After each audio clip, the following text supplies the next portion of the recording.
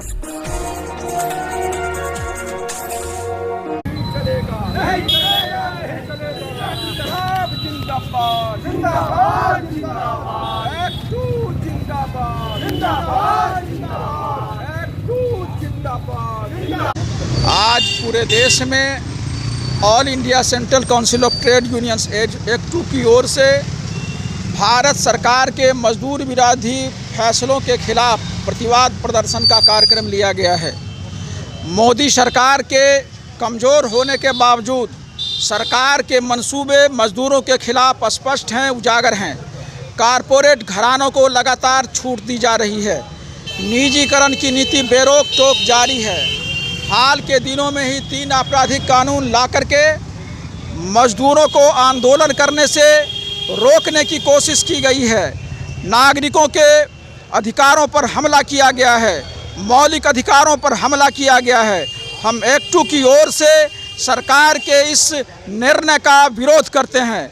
इसके साथ ही जो निजीकरण की नीति है हम उसका विरोध करते हैं, आउटसोर्सिंग की नीति का विरोध करते हैं। सरकार के जो पुराने वादे थे 2 करोड़ नौजवानों को रोज़गार देने की, हम मांग करते हैं कि सरकार अपने वादे पर अमल करे, देश के करोड़ों नौजवानों को रोज़गार दे।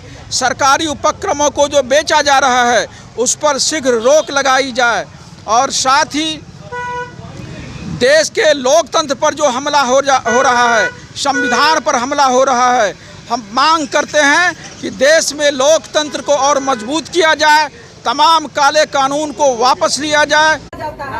जिसका जीता जागता सबूत आप पर सकरा प्रखंड के कोई गांव है, नाम हमको याद नहीं है, सकरा गांव है सकरा प्रखंड में, जहां एक परिवार में पति पत्नी ने माइक्रो फाइनेंस द्वारा पैसा नहीं देने के वजह से उसको जाकर पकड़ी, मवेशी था खोल करके ले लिया, उससे भी नहीं हुआ। उसके घर में तो बर्तन वगैरह था, जबरदस्ती घर में घुस करके उसका बर्तन निकाल लिया गया। उसके बावजूद भी उसको धमकी दे करके गया कि अगर पैसा नहीं देते हो तो तुमको कानून के हवाले करेंगे। जिसकी वजह से हमारी जो गरीब भाई हैं, गरीब बहनें हैं, उनके पास इतना सूझबूझ नहीं है, वो डर गई जिसकी वजह से वो दोनों की पत्नी आत्महत्या की। इस कंपनी के खिलाफ में जितने भी हमारे माइक्रो फाइनेंस से शादी पैसा लिए हैं उनको आंदोलन करना पड़ेगा, उस कंपनी को कर्ज माफ करना पड़ेगा। इसके लिए भी हम लोगों को आगे बढ़ना चाहिए। मित्रों, आज के समय में एक तरफ रोजगार की बात करके जैसे कंपनी हमें पैसा देती है, दूसरे तरफ लाठी के हाथ से और हमसे पैसा वसूलने का काम करती है। तो ऐसे कंपनी की जरूरत नहीं है। आगे आने वाले दिनों में इससे भी भयंकर आंदोलन के साथ खड़ा करेगा और उससे उत्पन्न परिस्थिति के जिम्मेवार केंद्र और राज्य की सरकार होगी। इन्हीं बातों के साथ हम अपने वाणी पर विराम लगाएंगे।